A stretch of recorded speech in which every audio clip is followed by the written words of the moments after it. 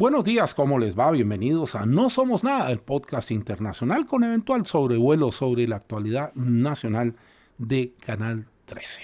Doña Paz, ¿cómo le va? Muy bien, ¿cómo estás tú, mi querido no pariente? Bueno, hoy hay una ola de calor en Santiago de Chile. La verdad, todo el mundo se está quejando más o menos de lo mismo. Y los temas que tenemos para desarrollar hoy, digamos que son de alta temperatura. Una buena metáfora, Carlos. Una temperatura que nos va a llevar a un viaje por tres temas que están conectados entre sí y que son de suma importancia, no solo por lo aparente de los temas, sino que, como uno trata de pensar un poquito más, pues rasca la superficie y de pronto se encuentra con algunas cosas. En las próximas horas, concretamente más o menos en 6 o 7 horas, esto se graba a las 10 de la mañana del día jueves, el señor expresidente Trump comparecerá ante una corte federal en Washington, al lado del Capitolio, y curiosamente para responder por temas de la asonada del Capitolio del 6 de enero del 2021. Es uno de esos cargos que lo complica muchísimo, porque este es un cargo de obstrucción a la justicia a nivel federal y es un cargo de delitos de lo que ellos llaman delitos de derechos, es decir, tratar de suplantar el derecho de una persona y colocar una realidad que no corresponde. Se lo voy a decir en cristiano antes de ir con paz.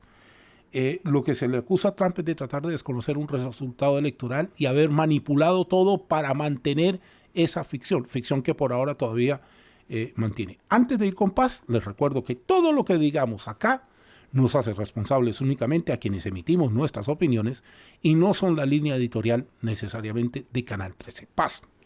Respecto a lo de Trump, que es justamente como tú recordabas hoy a las 4 de la tarde, habría que decir que en el último conteo que hice de todos los casos civiles y penales y todas las investigaciones contra Trump, que son más o menos 12, y que incluso te diría que los medios líderes tienen problemas para llevar la cuenta y de cómo se mueve cada una, porque algunos son estatales, otros son federales. Y otros son locales. Sí, otros son civiles, otros son penales, otros son administrativos. Algunos lo llevan fiscales propiamente tal como los nuestros, otros lo lleva, por ejemplo, el Departamento de Justicia, que sería el equivalente de nuestro ministerio.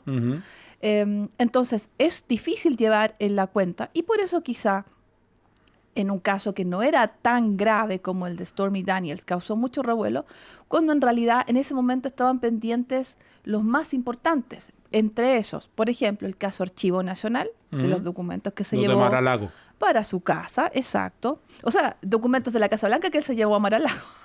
Luego, la manipulación electoral, un caso que esa investigación aún está pendiente, o sea, todavía no lo han acusado, el caso de Georgia. Que está pendiente de salir por estos días. Sí. ¿Qué es lo que va a hacer el estado de Georgia contra Donald Trump? Correcto. Y que quizá en un par de semanas tengamos entonces una formalización.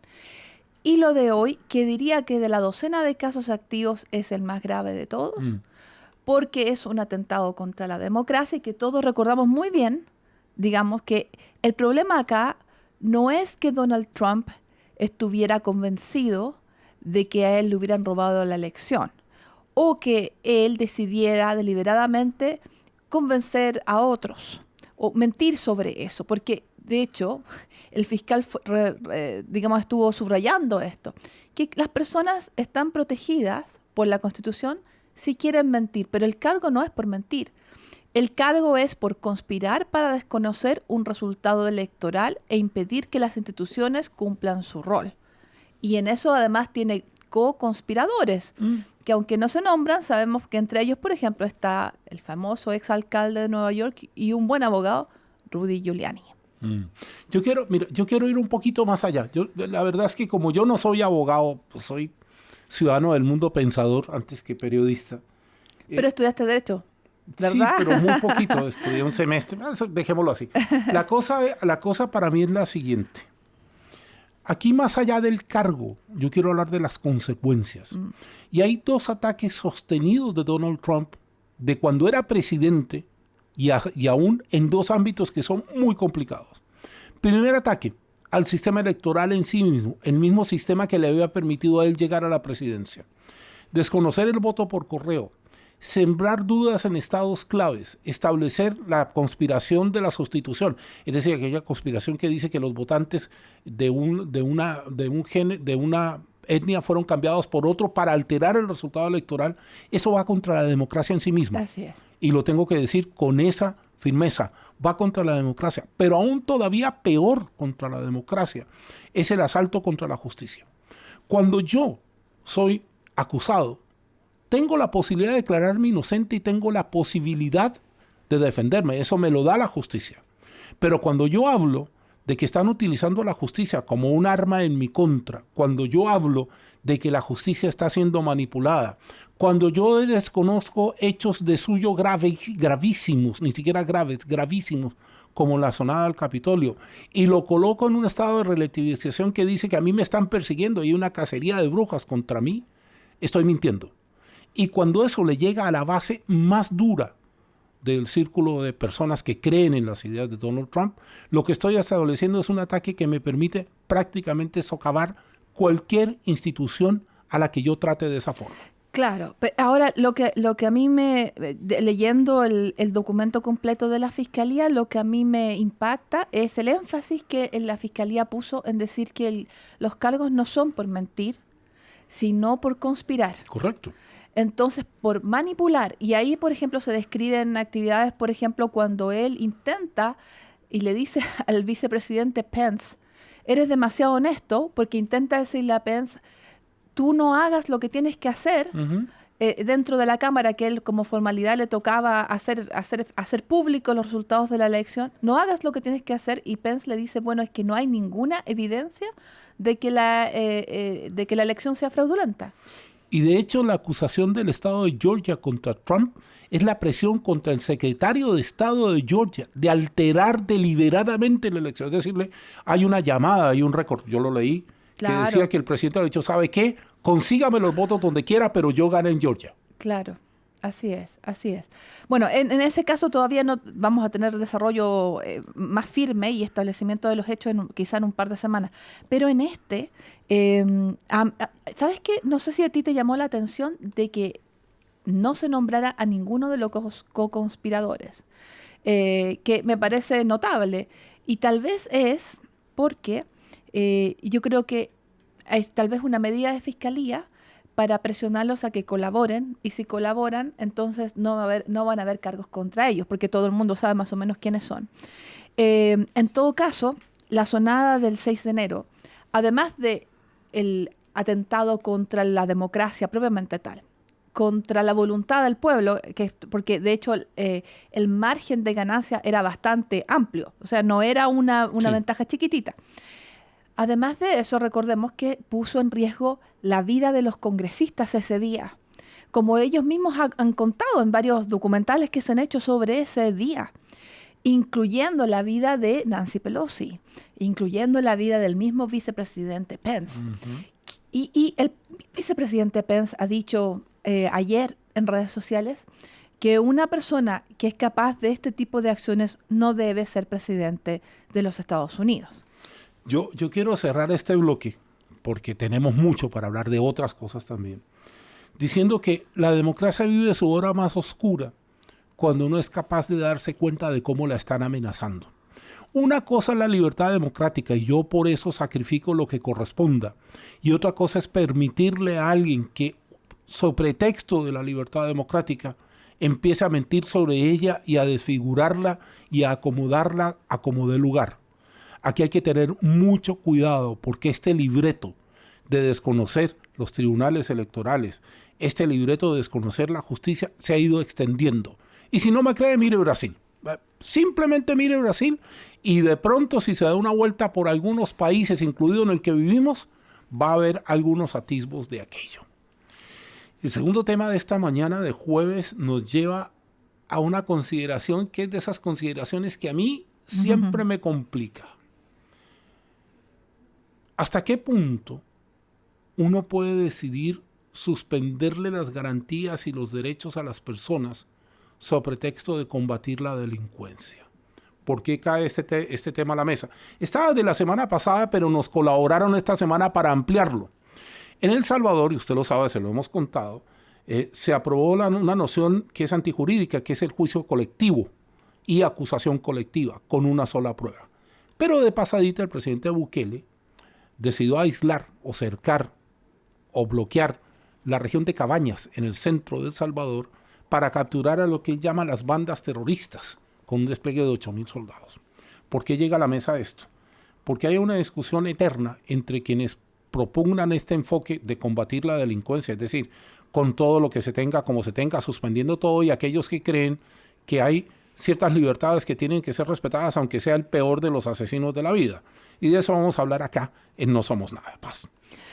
Lo de El Salvador realmente merece un análisis también porque la última encuesta de Latino Barómetro muestra a Bukele como el líder político más popular de América Latina.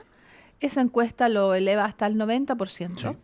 Y además muestra que en todos los países de América Latina Bukele es más popular que el Papa Francisco. Como una muestra, un dato, para mostrar efectivamente que esa popularidad es real contra otra figura muy conocida. Y también creo que alguna vez lo mencionamos, que es una sorpresa, en la encuesta chilena sobre política exterior, donde aparecen los países modelos para Chile, que generalmente aparecen países del primer mundo, es primera vez que aparece El Salvador entre los principales modelos a considerar por la ciudadanía. Uh-huh. Entonces, la popularidad de Bukele se basa en esta estrategia de combate al crimen organizado, y a su vez esa estrategia se basa en desarmar todo el sistema de garantías de un proceso penal como lo conocemos. Es decir, por ejemplo, que la gente tenga que comparecer 900 personas de la misma vez, se les acusa del mismo delito por Zoom ante un juez que obviamente donde la persona no puede defenderse. Y eso es especial porque la responsabilidad penal es individual y por eso es que siempre cada persona tiene sus atenuantes, sus agravantes, etcétera. Los tipos penales también han cambiado. Por ejemplo, la asociación ilícita no es solamente que tú seas miembro de la pandilla, sino que además basta que tú recibas cualquier beneficio, directo o indirecto, de la pandilla a sabiendas. Uh-huh. Y la pena para eso pasó de 9 años a 45. Y si bien hoy El Salvador tiene 0 homicidios, esa es la última estadística también anunciada por Bukele en redes sociales, donde él se mueve muy bien, el costo de eso es que el 7% de la población masculina del país, entre 14 y 30 años, está en la cárcel. Le voy a dar un dato. ¿A usted le gustan los datos? Yo no soy muy de datos, la verdad se ha dicho.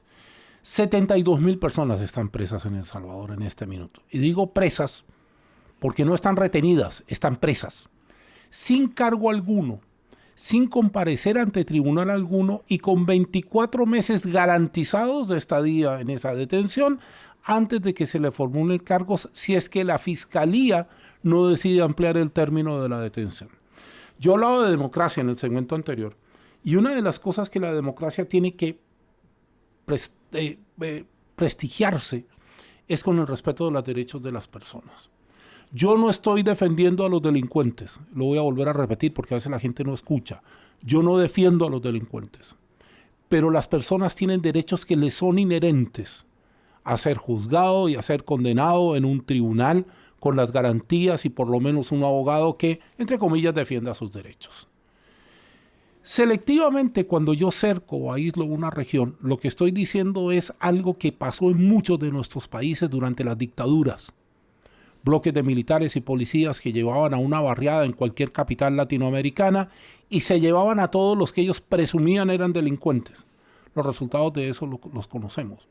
Pero además lo que yo me pregunto ¿es efectista o es efectivo? Porque la situación de tener 72,000 personas presas habla de que son eficientes a la hora de capturar gente. No sé si habla que si son eficientes a la hora de administrar justicia. Porque hay varios casos documentados, entre ellos 2 colombianos que querían ir a conocer a Bukele y terminaron 6 meses presos porque tenían unos tatuajes. Así es, porque hay que mencionar que para que se efectúe esa detención, que no se hace con ninguna investigación previa ni ninguna orden judicial, basta, por ejemplo, un tatuaje, vivir en ciertas regiones de San Salvador o otras partes del país, solo la pertenencia a ese barrio, o una llamada telefónica que le diga a la policía de que tú estás involucrado con una pandilla. Entonces, si bien hay muchos gángsters que fácilmente pueden ser detenidos por la policía en estas circunstancias militarizadas de la vida diaria hoy en el país. También es posible hacerle daño a inocentes si uno simplemente llama y dice tal persona ayuda a tal pandilla, y con eso se garantiza un tiempo largo en la cárcel, aunque la persona no tenga vínculos. Entonces, ese es el problema, que las garantías básicas son para todos y que incluso los peores criminales tienen garantías básicas. Por ejemplo, que no sean torturados al interior de las cárceles, que no sean muertos por tortura al interior de la cárcel, y también que, hay que decirlo, que no pasen hambre, porque hay la dieta que se le están dando actualmente a esos 72.000 hombres, son un poquito más de 1.000 calorías, que para un hombre adulto obviamente es poco. Bukele dice, yo prefiero darle la comida a los niños que a los criminales, pero pasa que una gran parte de esa gente que está en la cárcel no es criminal. Yo me quiero detener en algo, y en algo sí le encuentro algún atisbo de razón al señor presidente de El Salvador. La delincuencia tal como la tenemos desarrollada en casi toda la región, del Río Bravo para abajo o de la Magallanes hacia arriba, como usted lo quiera decir, es una delincuencia que está superando todas las garantías estatales de combate a la delincuencia, y eso requiere una serie de medidas que son medidas audaces y son medidas que son duras, que tienen que ver con penas de cárcel, tienen que ver con interés. Todo eso ya está discutido y documentado. Yo ahí le encuentro razón. Donde yo no le encuentro razón es que se instale el populismo penal y se crea que con decir que no le doy de comer, y si quiere comer mejor que su familia le traiga comida, o asino a 25 personas o a 20 personas en un espacio mínimo, realmente se está combatiendo la delincuencia. Porque eso no es cierto. Es de suyo, no es cierto. Ahora, si lo que yo quiero combatir es la delincuencia, me parece que la aplicación de la ley es lo que corresponde. Y me voy a ganar muchos enemigos gratuitos de estos que vociferan contra uno cuando uno dice lo que la gente no quiere escuchar. Yo me pregunto si al hijo mío o al hijo de un amigo lo detienen por un tatuaje y lo llevan 24 meses a una cárcel, ¿eso es justicia? Digo, yo me puedo preciar de decir que apliqué la justicia, y por eso me vuelvo a hacer la misma pregunta. ¿Es efectista? Sí. ¿Es efectivo? No lo sé. Porque resulta que los sistemas penales se miden por la cantidad de gente que ingresa a la cárcel, cumple su condena y sale. Y por lo tanto yo sí voy a tener 24 meses en que no tenga problemas de pandillas, pero de verdad no lo estoy teniendo. Porque hay un rumor que dice que Bukele y gente del gobierno de Bukele negoció algunas de las entregas de las pandillas. Sí, bueno, hay que tener ojo ahí también, porque una cosa también es el combate a la delincuencia y otra es usar también el aparato para otro tipo de cosas. Hay fundada preocupación, por ejemplo, por el aumento de la censura en El Salvador, porque obviamente hay cierta prensa que cuenta las atrocidades que están pasando en esas cárceles. Hay cierta literatura, por ejemplo, recientemente Bukele prohibió que se presentara un libro al respecto en la feria del libro de Guatemala, que es la más importante de Centroamérica. Entonces, está creciendo la represión, y no solo respecto de las pandillas. Así que el problema es que por una vía democrática, pero obviamente el presidente Bukele ha sido elegido democráticamente y es muy popular, sin duda, se puede vulnerar derechos de personas inocentes y también los derechos de todos. Así que por eso hay que tener mucho ojo con el presidente Bukele, con sus políticas, y mirarlo con atención. Y por lo demás, los organismos internacionales lo están haciendo. Ahora, para que no le digan a uno que uno está ladeado y mira solo una sola parte, este mismo reparo que yo acabo de hacer, se lo hago al gobierno de Cuba, al gobierno de Nicaragua y al gobierno de Venezuela con respecto a la aplicación de la justicia, porque tienen figuras exactamente iguales y los abusos son exactamente parecidos. Ahora, para ir cerrando el tema de El Salvador, las encuestas que reflejan popularidad, como me enseñó Axel Callis hace mucho rato, son fotografías de momentos. Me pregunto, ¿esa fotografía garantiza que realmente se esté respetando lo que son cosas básicas y elementales? Yo no lo sé. ¿Usted lo sabe? Bien, seguimos nuestro recorrido por No Somos Nada con un capítulo que tiene de todo. Este da para teleserie, da para película, da para programa de investigación. Y es lo que está pasando en Colombia con el hijo del presidente Gustavo Petro, con Nicolás Petro Burgos. ¿Por qué me sé el nombre? Porque el fiscal del caso el otro día, escuchando la audiencia, lo tiene que haber repetido como 150 veces en el argumento. Para hacerlo corto, la ex esposa de Petro, Nicolás, lo acusa de haber recibido dineros calientes que iban o a la campaña o buscaban obtener su favor. La cosa fue tan chapucera.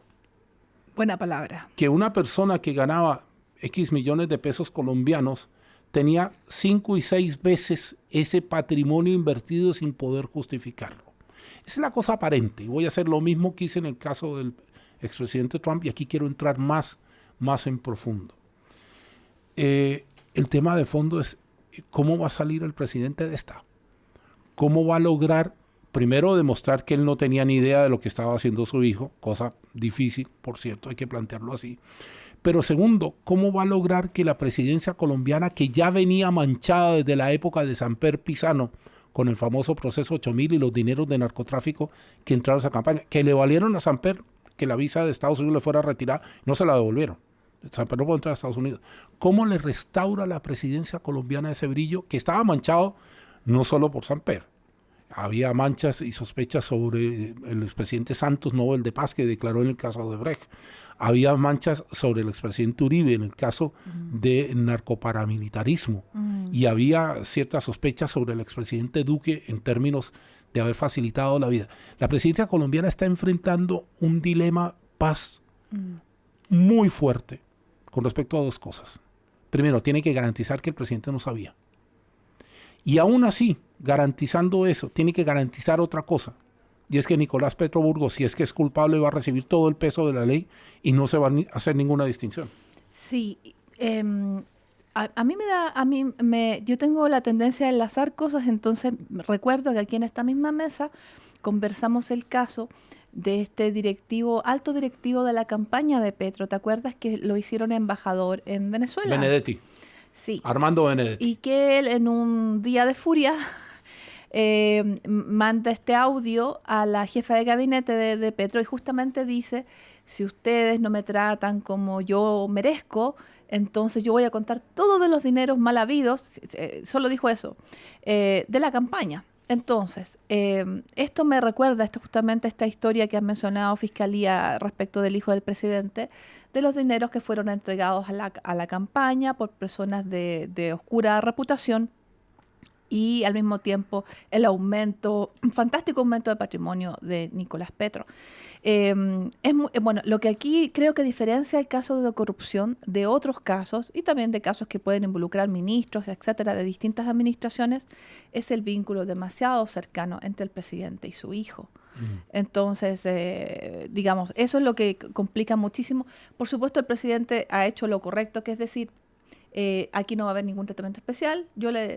Como padre, me siento afectado, le deseo lo mejor a mi hijo, pero aquí tiene que aplicarse la ley y etcétera. Entonces, bueno, qué bueno que lo haya dicho, pero obviamente este proceso es largo. La Fiscalía misma ya lo dijo. Entonces, mientras dure el proceso, todo este tiempo, reputacionalmente, las circunstancias van a ser muy difíciles para el presidente Petro. Yo creo que hay un relato aquí que hay que dejar sobre la mesa. Cuando un país cambia de signo político, es decir, va de un lado a otro, para no usar las típicas denominaciones, es normal que uno de esos dos lados trate por todos los medios de recuperar el poder que perdió y acuda a todas las herramientas que tiene a su disposición para criticar, objetar o impedir. Eso depende de cada lado. Lo que uno sí no puede hacer es garantizar que una persona sea tan escasa de mente, tan escasa de luces, para entender que uno no puede recibirle plata a gente como el hombre Malboro, que es uno de los, digamos, de los que va a salir, y sobre todo dejar el flanco abierto con su expareja, de tal manera que esto se convirtió en un escándalo de corrupción y en un culebrón sentimental que lo llevó a Petro hijo, a decir que él estaba siendo perseguido y que todo esto era un invento. La pregunta es, y se inventaron, el fiscal se inventó el aumento de patrimonio, ¿no? El fiscal se inventó la camioneta que le pasaron y que él se la dejó a su expareja y que no la devolvió nunca. Y puedo hacer una lista de eso. Y lo otro que refleja, Paz, para seguir contigo, es la fragilidad de las democracias nuestras. Finalmente, salvo nosotros en Chile, con todos los bemoles que estamos viviendo en este minuto, somos de los poquitos que nos podemos presentar ante el continente como con algún grado de estabilidad en el tiempo. Mire lo que está pasando en Ecuador. Voy a hacer una lista rápida. ¿Ecuador tiene casos de corrupción? Sí. ¿Perú tiene casos de corrupción? Ni hablemos, está el expresidente Castillo. Uruguay no los tiene, los ha tenido en el pasado. Paraguay, ni hablo de Paraguay porque finalmente Paraguay es la guarida de, y ahí no hay mucho que hacer. En Brasil, ¿para qué hablo? Hablemos de Argentina. Y entonces ya de Venezuela. Y de Venezuela. Hice un rápido recorrido y lo que Colombia tiene en este minuto es el destino de su propia democracia, pero ya no como la justicia ciega en que un plato se equilibra con el otro. No, tiene la democracia absolutamente desequilibrada, con un problema de fondo, y voy a volver al tema Trump, lo voy a trasladar para acá, con un problema de gobernabilidad muy fuerte. Porque de ahí a que haya gente que empiece a objetar al presidente y sus determinaciones, no hay sino un paso. Y ese paso para Colombia es muy complicado en un país que lleva luchando mucho tiempo contra esto de la corrupción, pero sobre todo lleva luchando mucho tiempo, lo dije anteriormente, reputacionalmente para recobrar su lugar. Así es. La reputación de Colombia es esencial para su despegue económico, después de tantos años de una guerrilla tan dura, y para que efectivamente llegue la inversión que el país merece, un país que tiene tantos recursos y sobre todo el recurso más importante, su gente. Así es. En los rankings del Estado de Derecho a nivel regional, siempre aparece en la parte superior Uruguay, Chile, Costa Rica. Siempre es así. Sí. Y entonces, no porque sean países libres de corrupción, porque los tres tienen casos de corrupción, pero no tan graves, y lo más esencial que justifica que estén en ese lugar arriba del Estado de Derecho, porque sus instituciones funcionan y hacen que esos casos de corrupción sean sancionados. Entonces, ese elemento es central, de hecho, para que es casi uno de los elementos más atractivos cuando un inversionista extranjero tiene que decidir dónde pone sus recursos. Así que por eso es tan importante el lugar que tiene el Poder Judicial en el Estado y la independencia del Poder Judicial, que es en nuestros países, en todo nuestro continente, pero especialmente en estos tres que son destacados, tiene un lugar muy fundamental. Paz, Cronos hizo su tarea, se nos acabó el tiempo, pero antes de irnos, hay una invitación bien especial que tienes con respecto a una muestra italiana que de verdad vale la pena ir a ver. Sí, quisiéramos invitarlos a todos los amantes de este podcast y de la historia en general. Hay una muestra única de arqueología prerromana italiana, que es la primera vez que sale a América Latina, y el primer país donde esta muestra se encuentra es en Chile. La trajo el presidente de Italia, hace pocas semanas estuvo aquí. Está disponible hasta el 1 de octubre en el Instituto Chileno Italiano de Cultura. Y es parte de un programa nuevo para que se valorice el patrimonio cultural europeo italiano fuera de esa región. Así que creo que sería un bonito panorama. Este fin de semana es el Día de la Niñez. Ir a conocer este patrimonio cultural italiano y en el que se encuentra en el Instituto Chileno Italiano de Cultura. Así que ahí tenemos una sugerencia de panorama cultural. Bien, hoy nos edita don Tomás Pardo. Este maravilloso sonido está a cargo de Jorge. Nos edita Nicolás Soto. Nos distribuye Bárbara. Nos coloca al aire Jorge. Un gran equipo. Yo soy Carlos y Paz despide la emisión de hoy. Muchas gracias y nos vemos la próxima semana en otro No Somos Nada.